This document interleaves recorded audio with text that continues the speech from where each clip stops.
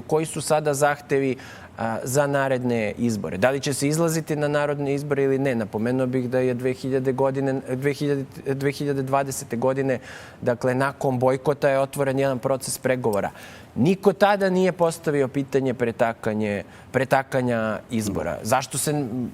Odmah možemo izlistati, znači, nekih 3 vrste problema koja su moguća i rešiva, dakle, i uz neku sada, znači, uz neko jasno propisivanje. Možete, znači, propisati zakonsko rešenje da ne može osoba koja se preseli negde da glasa dok ne prođe 7, 8, 6, 12 meseci. Što već postoji u nekim državama. Tako je, uporedno pravno, znači, postoji takvo rešenje i ona ima i logičkog smisla, ne samo zbog toga da bi se sprečile ovakve izborne manipulacije, nego ne možete doći negde danas i sutra glasati i odlučivati o nekoj lokalnoj vlasti. Moguće je, dakle, tražiti čitače ličnih karata kako bi se predupredile neke priče o falsifikovanim ličnim kartama i moguće je da na taj način imate i elektronsku evidenciju lako proverljivu. To je pitanje koje, čini mi se, niko i dalje ne postavlja. Na kraju krajeva, ako otvaramo pitanje glasanja uz pomoć toga što ljudi iz javnih preduzeća moraju da slikaju glasački listić, vi možete rešiti taj problem prostim rešavanjem, dakle, toga što ćete imati neke ormariće pre glasanja. Nije to toliko skupo, čak ni kada stavite to na svakom biračkom mestu, da ne govorim da će ti...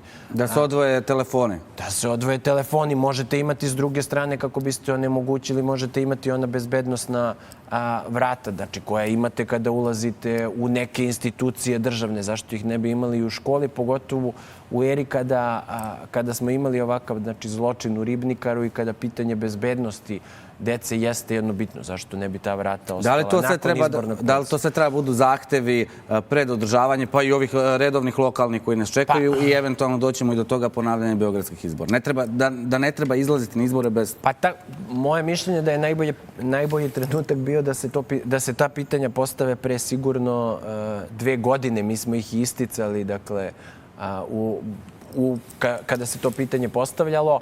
Drugi najbolji trenutak je definitivno sada. Bojim se, znači, i ti izbori dolaze za...